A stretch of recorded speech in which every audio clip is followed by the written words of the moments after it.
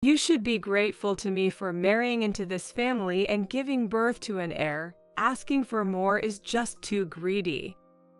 Even though she lives with us and is a stay-at-home wife, she is treated like a guest, with everything done for her. Our son's wife hasn't changed, even after having children.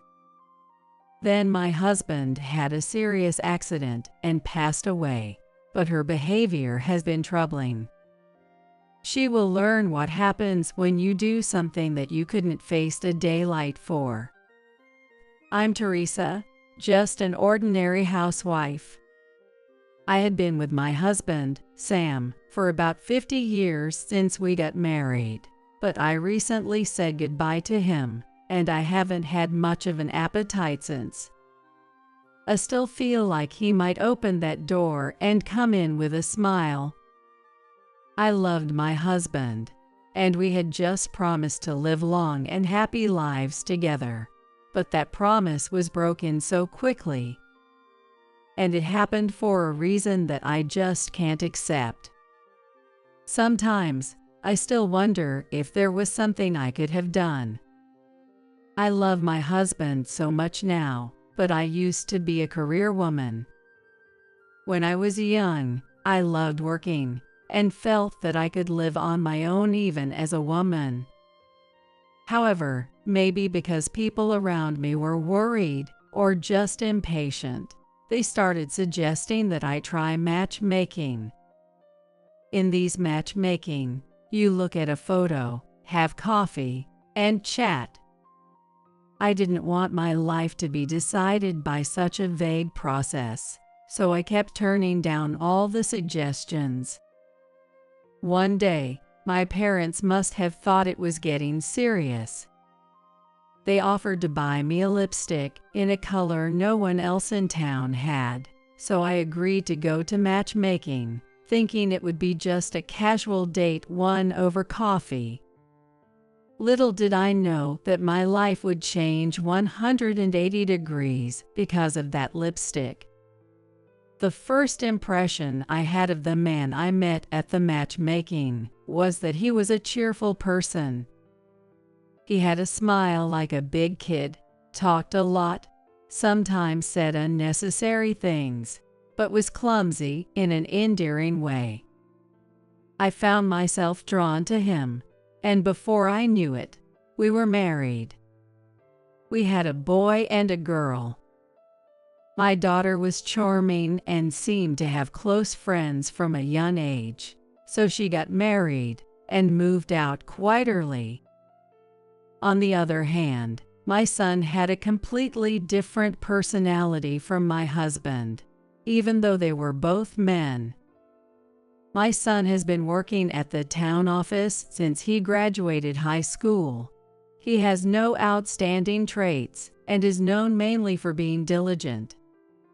As his parents, we understood his good qualities, but society didn't see it that way. He was often described as kind but boring in terms of relationships and social interactions. He didn't have many close friends or romantic interests. Naturally, as he got older, he was still inexperienced and uninterested in relationships with women.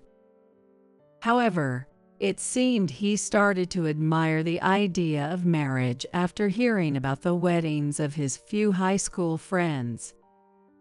He would say things like, "I'm too plain and boring for marriage," but he did want to find someone he could love and make us, his parents, happy.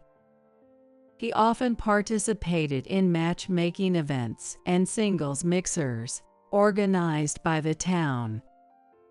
At first, I thought it might be good for him to experience a matchmaking like how I met his father, but I decided to let him find his own way without interfering. One day, as spring was approaching, I noticed something different about my son. "Oh, it's rare for you to be like this, Kyle. Did something happen?" Maybe it's just spring? I feel excited. He started paying attention to the colors of his clothes and reading catalogs for women's brands. At first, he tried to brush it off, but as his mother, I could tell.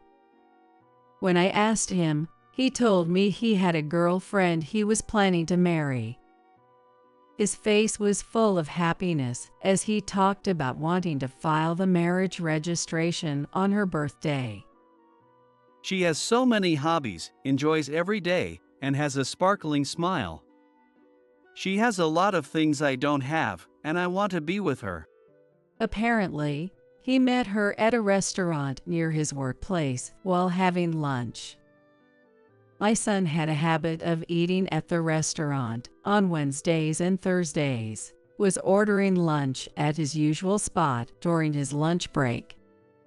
One day, she happened to be nearby and struck up a conversation with him, and it took off from there. I didn't know everyday things could be so fun. If it was just home and work, I wouldn't have realized it. Oh, Kyle, I'm so happy you found someone like that. Can you introduce her to me? Of course. Can I bring her over this Sunday? We were planning to go to a cafe, but I'll talk to her. She wants to meet you too, so it should be fine. I was curious about the woman who had charmed my serious son so much, but I didn't get to meet her on the promised day. Mom, I'm sorry. Actually, the day before yesterday, she told me she might be late because she had to go to her fave. Since I didn't hear from her after that, I assumed everything was okay. If she might be late, it can't be helped. It's not your fault, Kyle. You can introduce her another time. As I stood beside my apologetic son, I had a bad feeling. Meeting someone for the first time, especially if they're considering marriage, means that for her, my husband and I would become her in-laws.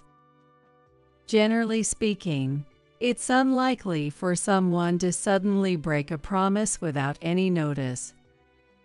In the end, I only met her after they had submitted their marriage registration and were officially married. This is Anna, the girlfriend I told you about and now my wife. Nice to meet you. The woman my son married, Anna, had a plain face with no makeup, wore a sweatshirt and jeans, and spoke in a small, mumbled voice. I was shocked because my son had described her as a vibrant person with many hobbies, which was very different from what I expected. As she talked with my son and me, she kept looking into her planner and writing something down.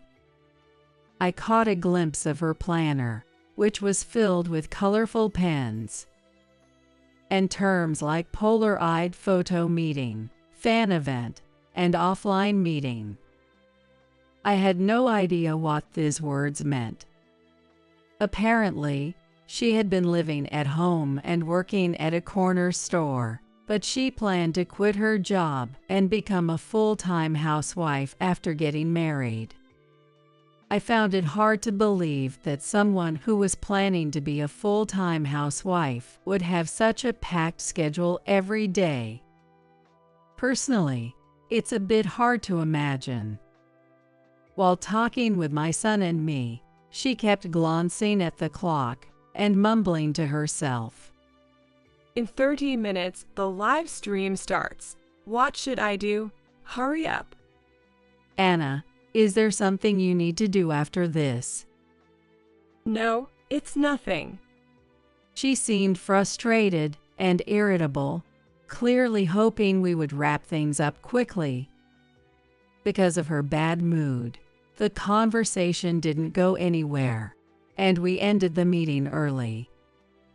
My son, who had never shown much interest in women, finally got married and looked genuinely happy. However, Anna's expressions, words, and behavior puzzled me. After hearing about their marriage, the second thing she mentioned was asking to live with us, My son and his wife wanted to save money for the future, and we agreed to help by letting them move in.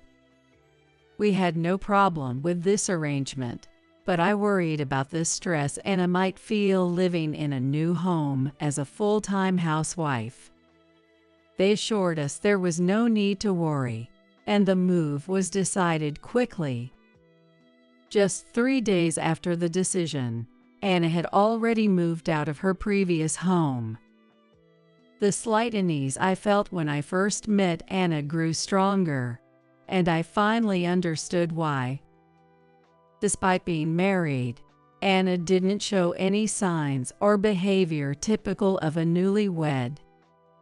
She constantly carried around a planner filled with schedules and pictures of a male idol, never letting go of her phone. It's her business what she carries around, but it was concerning that she always looked at her phone, even when talking to me, my husband, or my son. One day, we decided to set some rules for living together comfortably, and Anna was the first to raise her hand. Even though we live in the same house, let's agree not to interfere with each other's privacy since we're two separate families. Privacy. I suppose that's fair. Let's make sure to respect each other's space. Using this rule as a shield, she did almost no housework, despite calling herself a full-time housewife. She never took her eyes off her phone, leaving me to prepare meals and clean while my husband handled the heavy chores. But my waist is delicate and hurts easily. But having someone over 70 do all the heavy lifting without any help, Anna, that doesn't seem right. I wish you'd help occasionally. Are you saying it's okay for me to hurt my waist? That's terrible. Did you forget our agreement not to interfere in each other's household matters? She yelled in a loud voice, completely unlike her usual mumbling, and started shouting without warning. Given how things were, we couldn't have a proper conversation, and time just passed by. Soon, Anna started staying in the storage shed in the backyard. I could see the glow of the TV and hear her shouting someone's name. It was probably the male idol whose photo she always carried around. It was like the storage shed became Anna's personal room. There was no effort to make sure we all lived comfortably together, and she only thought about how to make her own life easier, which made us uncomfortable. But my son couldn't say much to Anna and always seemed indecisive. Anna is struggling to adjust to this new environment. I'll help with the housework when I get home from work. But she does nothing around the house during the day and stays alone in the shed. I'm worried because I hear her shouting. I'll talk to her. Don't worry. Somehow, Anna got pregnant. She had severe morning sickness and threatened premature labor, so she was mostly in the hospital during her pregnancy, but I remember feeling relieved when she gave birth. Until now, even though she did nothing as a housewife, we managed everything, so she didn't face any problems. But now, with a child, she needed to act as a mother.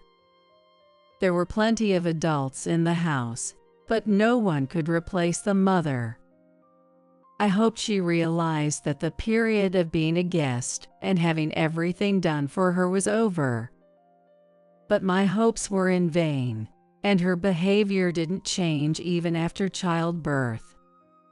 It seemed to get worse. She often left the baby with my son or us and went out. When my grandchild was about a year old, she disappeared overnight and returned in the morning, and I finally had to say something. How can you leave without a word and come back in the morning with a child at home? You need to be responsible. What? Are you bossing me around? I married into this family and gave birth to an heir. I get that you should be grateful, but demanding this and that is too much. She said that while still relying on us. It's too rural here to travel easily. I want to save taxi money for goods, so drive me. It was selfish, but arguing wouldn't help, so I did as she asked. I couldn't understand what my son saw in her. While I was feeling stressed and distrustful of Anna, something happened. One day, I had a town meeting and asked my husband to take care of things at home while I'm gone. Anna seemed to be in the shed as usual, so I called out to her from outside and left. When I came back after the meeting, I found my husband collapsed at the bottom of the stairs. He couldn't move and seemed to be in pain. As I panicked, Anna came out of the next room. Sam, hang in there. I can't believe this happened while I was at home. I've already called an ambulance, so hold on. Anna seemed surprised, but she quickly took charge. Sam, the ambulance is here. I'll ride with you. Teresa, you stay here. It was such a remarkable act for someone who usually stayed in the shed and spoke harshly to us. I thought my husband would recover and be discharged soon, but his hospital stay extended beyond expectations. He wasn't used to the hospital and seemed to weaken both mentally and physically. When I visited him, I saw a frail version of my husband I had never seen before. Next to him were Anna and my grandchild, already visiting. I couldn't stand seeing him get weaker every day, so I came to see him. My husband looked at the scene with an expression of horror, but something about Anna's actions didn't sit right with me. Anna, who almost never left the shed, came out of the adjacent room that day. It was as if she knew about my husband's condition. Additionally, she handled the ambulance call and the hospital paperwork with a surprising level of efficiency, almost as if she was familiar with the process.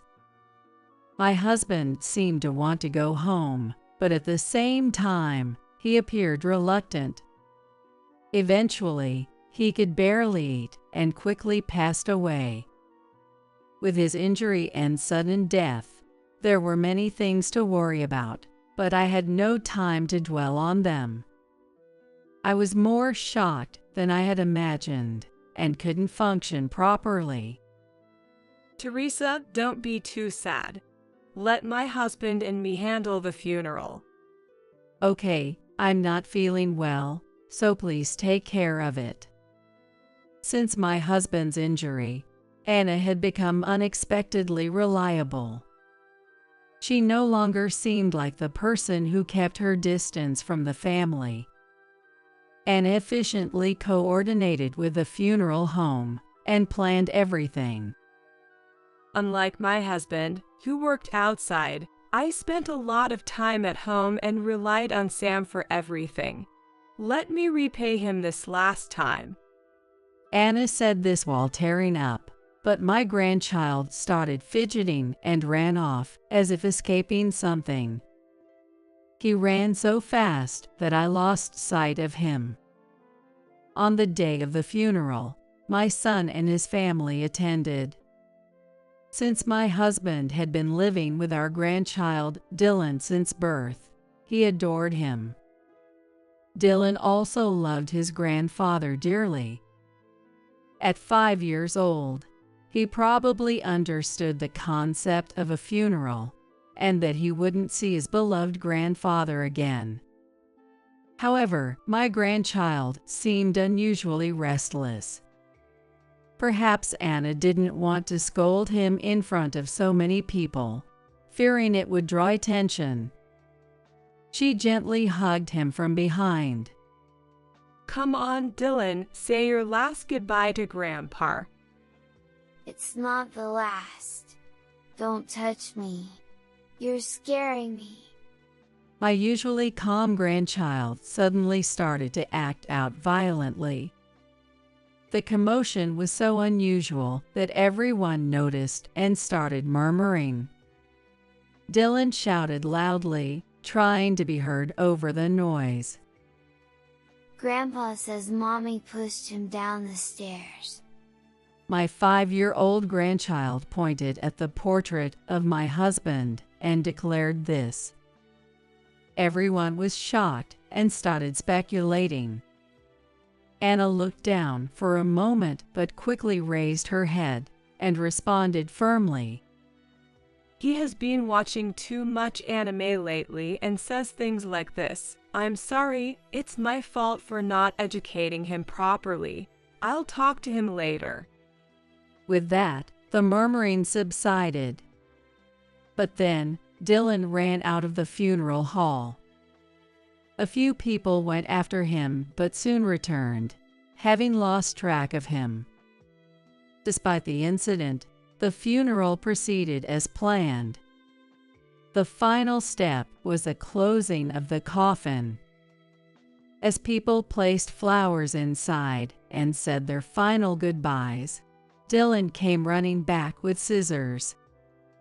He stopped the person who was about to nail the coffin shut and tried to retrieve a fanny pack my husband was wearing inside the coffin. Dad, get Grandpa's pouch from his waist. He was frantically trying to cut the belt of the fanny pack with scissors while shouting. But Anna gently tried to calm him down. You know, Grandpa always wore this pouch because it was important to him. He wants to take it to heaven. Mom, you're a liar. He didn't say that. Dad, help me quickly. Sensing that there was a reason behind his usually quiet child's behavior, my son rushed to the coffin and helped remove the fanny pack. Anna, who had been standing there doing nothing, reached out for the pouch as soon as it was off. No, don't touch that pouch. Anna's attempt to grab the pouch seemed too eager and unnatural. My son, having his own suspicions from her past behavior, brushed Anna's hand away and handed the pouch to Dylan. Dylan, what's in this pouch? Why are you so insistent? Grandpa tells me to help him. Dylan quickly emptied the pouch right there, ignoring Anna's loud scolding. Stop it, you're making Grandpa sad. Do you want to ruin the funeral? Grandpa tells me to do this. Don't get in my way. Ignoring Anna's voice, Dylan methodically opened every pocket. The last pocket he reached for was a hidden one that I didn't even know existed. Inside was a slightly larger pen. Dylan took the pen and ran to the person with the computer near the funeral room. Open this cap and connect it to that machine. Naturally, I didn't know about this pen, and neither should Dylan. Moreover, since my son and his wife rarely used a computer at home, Dylan shouldn't know how to use one.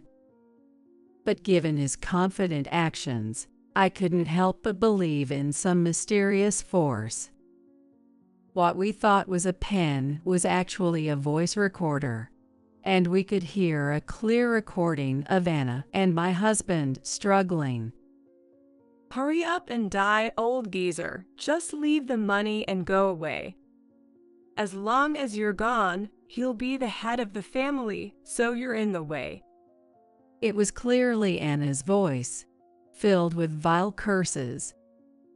We also heard the sound of my husband falling. Anna, how could you? Why would you do this? It wasn't me, I don't know anything. Teresa, you saw me taking care of Sam when he was injured, in the hospital, and during the funeral. Do you still think it's me? Poor Dylan shouldn't have to see his mom being blamed. Anna continued to claim her innocence, acting like a devoted daughter-in-law. Her performance was infuriating. As I pondered how to confront her, Dylan suddenly spoke. I know what you did. I saw you put oil on the stairs while I was at daycare and heard you say you wanted to get rid of Grandpa.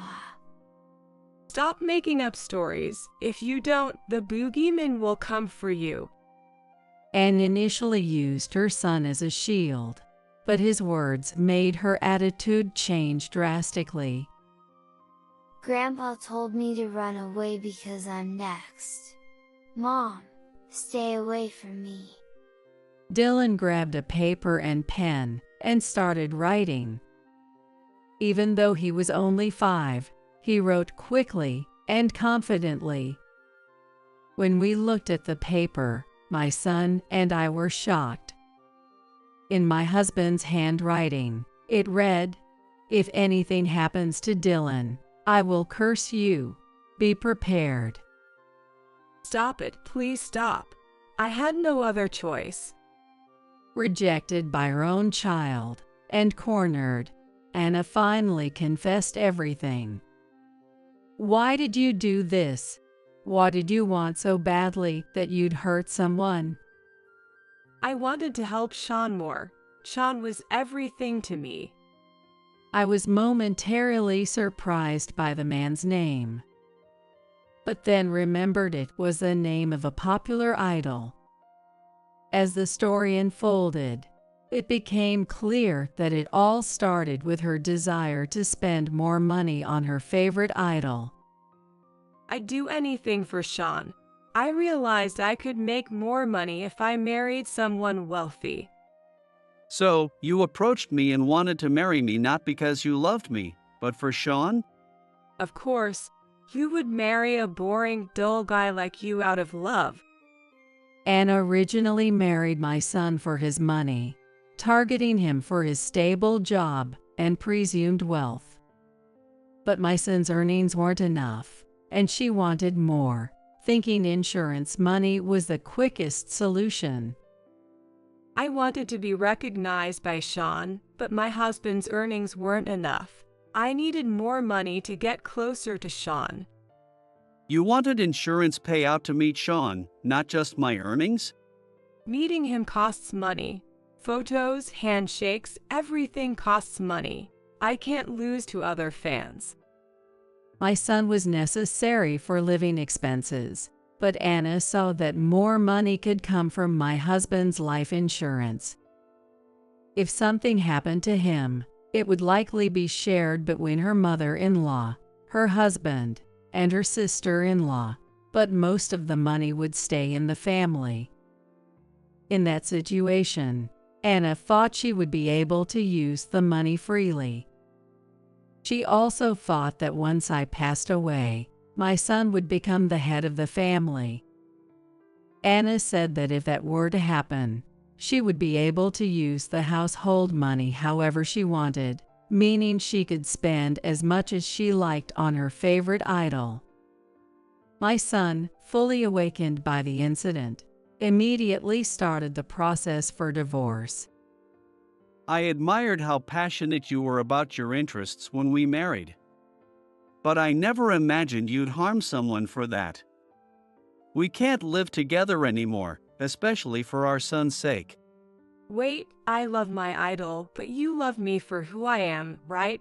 We married because of love, and now you want to divorce just like that.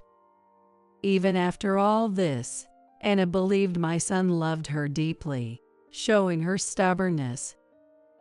I believe what Dylan says and that he sees my father. The thought of our son being next terrifies me. That's just a moment of madness. I've let you handle everything, but now I'll change and raise Dylan properly. I should have custody. Anna's claim to custody and lack of awareness of her absurdity were astonishing.